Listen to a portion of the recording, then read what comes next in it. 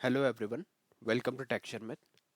आज के सेशन में हम HTML इनपुट टैग से रिलेटेड कुछ और ऐसे टाइप्स देखेंगे जिनको यूज़ करके हम हमारे वेब पेज पर रेडियो बटन और हिडन फील्ड ऐड कर सकते हैं। टॉपिक बहुत इंपॉर्टेंट है। इससे पहले भी हमने काफ़ी सारे इनपुट टैग के टाइप्स देखे थे डिफरेंट डिफरेंट, और उनको प्रैक्टिकली अपने वेब पेज पे यूज़ करके देखा था, राइट। सो ये जो सेशन है उसके कंटिन्यूशन में ही है। तो यहाँ पे भी हम सेम वे में प्रोसीड करेंगे। पहले मैं आपको कोड वॉक थ्रू करवाऊंगा, और यहाँ पे अभी आप देख सकते हो एक बेसिक कोड हमने HTML का लिखा हुआ है। तो इसको फिर स्क्रैच से लिखेंगे, इसमें ऐड करके देखेंगे, फॉर्म के टर्म्स में इनपुट टैग को समझेंगे कि कैसे इनपुट टैग हम फॉर्म्स में यूज़ कर रहे हैं, ठीक है। और फिर लास्ट में वेब ब्राउज़र पे भी इसका आउटपुट का क्या रिफ्लेक्ट आ रहा है वो देखने वाले हैं।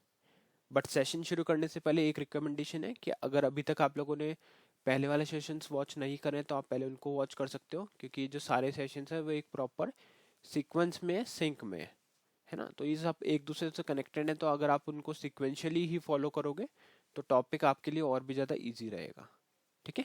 इस सेशन में हम दो टाइप और कवर करेंगे इनपुट टैग के, जो है हमारे पास एक तो हिडन और एक है रेडियो बटन। दोनों को समझेंगे कि दोनों का क्या डिफरेंस है, क्यों हम इसको यूज़ करते हैं। तो स्टार्ट करते हैं सेशन। अभी अगर आप देखोगे तो एक बेसिक HTML कोड हमने यहाँ पे लिख के रखा हुआ है, जिसमें टॉपिक का नेम कमेंट में लिखा हुआ है, प्रेजेंटर नेम है और एक नोट है, और बाद में हमने एक हेडिंग डाली है जिसमें लिखा हुआ है HTML बाय टेक्सचर मैथ, ठीक है। अब हमें क्या करना है, इसको करना है सेव, और सेव करने के बाद में इसको ब्राउजर पे मैं आपको दिखाता हूँ आउटपुट कैसा आ रहा है। तो यहाँ पे जस्ट इतना लिखा हुआ आ रहा है HTML बाय टेक्सचर मैथ, ठीक है। तो ये हमारा टेक्स्ट हमें यहाँ पे शो हो रहा है। अब हम इसमें अपना कोड लिखते हैं। तो बात हो रही है HTML फॉर्म्स की, तो सबसे पहले तो एक हेडिंग यहाँ पे डाल देते हैं। तो हेडिंग मैंने डाला H2 से टाइप्स, यहाँ लिखते हैं types of input tag in HTML forms. एक चीज क्लियर करूंगा, यहाँ पे ऐसा नहीं है कि सिर्फ आप इसको फॉर्म में ही यूज कर सकते हो, आप फॉर्म्स के बाहर भी इनपुट टैग का यूज कर सकते हो, जो भी हम डिस्कस कर रहे हैं। बट अभी हम फॉर्म्स के टर्म में पढ़ रहे हैं, इसलिए मैंने यहाँ पे इस तरह से लिखा हुआ है। तो आ गया types of input tag in HTML forms, और इसके बाद में हम लिखेंगे अपना मेन लॉजिक, जो है फॉर्म डिक्लेयर करने का। तो पहले इसका आउटपुट देख लेते हैं एक बार रिफ्रेश करके। तो इस तरह से दिख रहा है types of input tag in HTML form. अब हम यहाँ पे क्या करेंगे, यहाँ पे लिखेंगे एच से पहले लिखेंगे फॉर्म, और फॉर्म के बाद में यहाँ पे हम इसका एक्शन टाइप डालेंगे, ठीक है। तो यहाँ लिखते हैं एक्शन।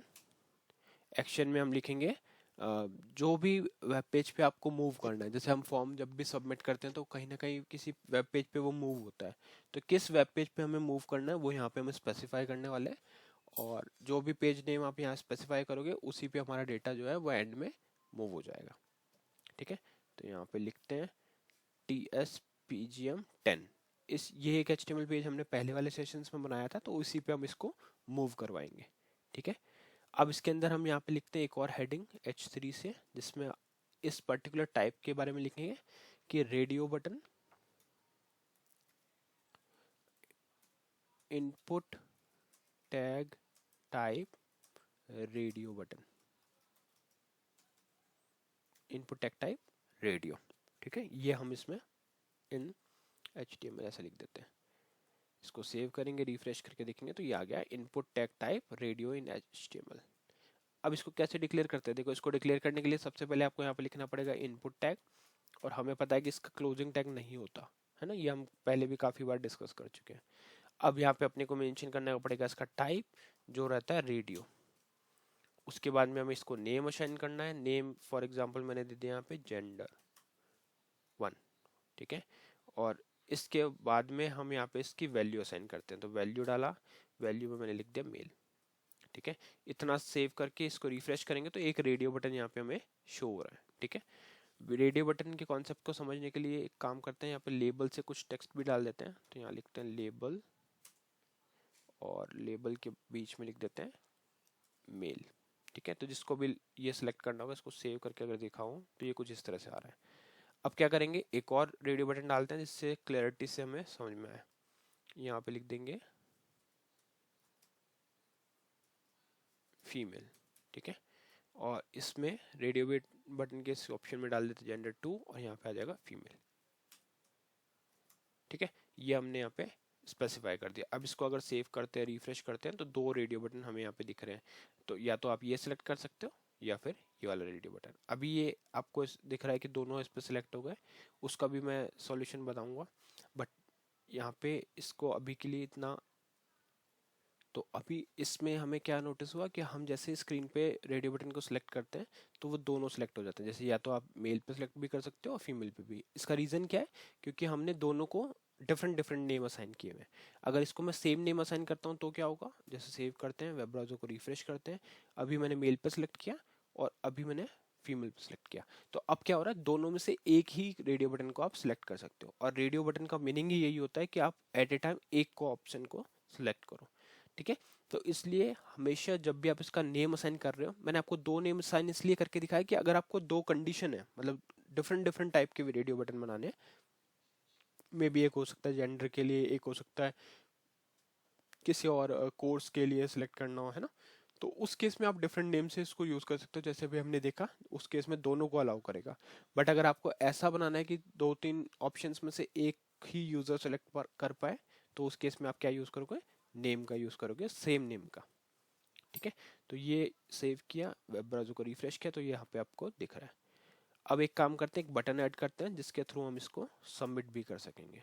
तो बटन यहाँ लिखते हैं सबमिट, और यहाँ पे इसका बटन का टाइप भी डालेंगे सबमिट। ठीक है, ये हमने डाल दिया। सेव करते हैं, वेब ब्राउज़र को रिफ्रेश करते हैं, तो ये कुछ इस तरह से आ रहा है। अब होगा क्या? जैसे अगर मैंने यहाँ पे इसको सिलेक्ट किया मेल पे और सिलेक्ट किया सबमिट, तो अब यहाँ पे आपको दिख रहा है जेंडर की वैल्यू कितनी आ गई? मेल।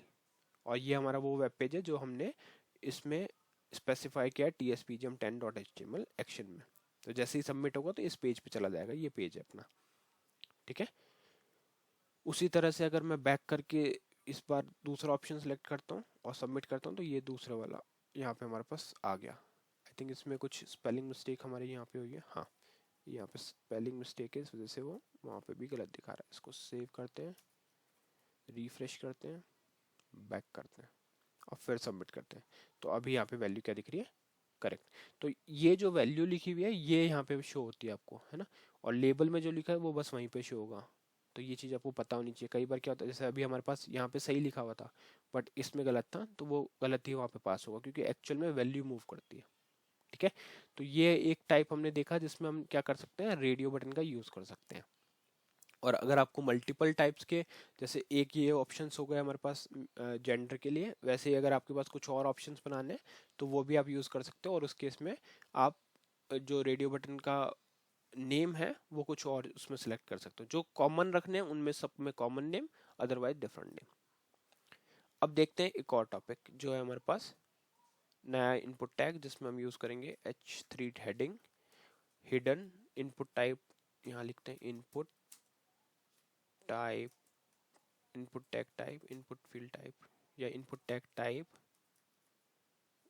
या फिर इसको फील्ड कर देते हैं, फील्ड ज़्यादा प्रॉपर रहेगा। ठीक है, इनपुट फील्ड टाइप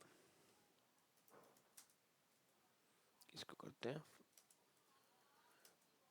और यहाँ पे आ जाएगा हिडन। ठीक है, अब हम देखेंगे कि हिडन कैसे यूज़ होता है, हिडन का पर्पस क्या होता है और यूज़ कैसे होता है। तो पहले तो बनाना सीखते हैं। तो इनपुट बनाने के लिए यहाँ पे आपको लिखना पड़ेगा इनपुट टैग, इधर स्पेस देना है, यहाँ पे लिखेंगे हम टाइप, और टाइप में अपन लिख देंगे हिडन। ठीक है, इसको नेम दे देते हैं। नेम हमने दे दिया for example hidden, hidden code. ठीक है, और वैल्यू दे देते हैं इसको 1 2 3 4 5। ठीक है, सेव करते हैं, वेब ब्राउज़र को रिफ्रेश करते हैं। अब आप लोगों का क्वेश्चन होगा कि यहाँ पे तो सिर्फ हमें हेडिंग ही दिख रही है, तो ये तो टेक्स्ट है, बट एक्चुअल में हिडन फील्ड कहाँ है?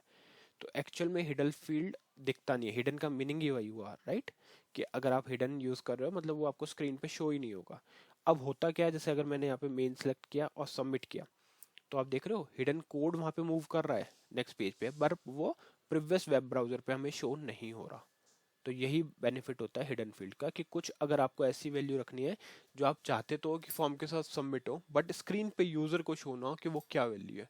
तो कई बार इसमें कुछ ओटीपी टाइप या कुछ ऐसा सीक्रेट कोड जो है वो यहाँ पे से भेज सकते हैं।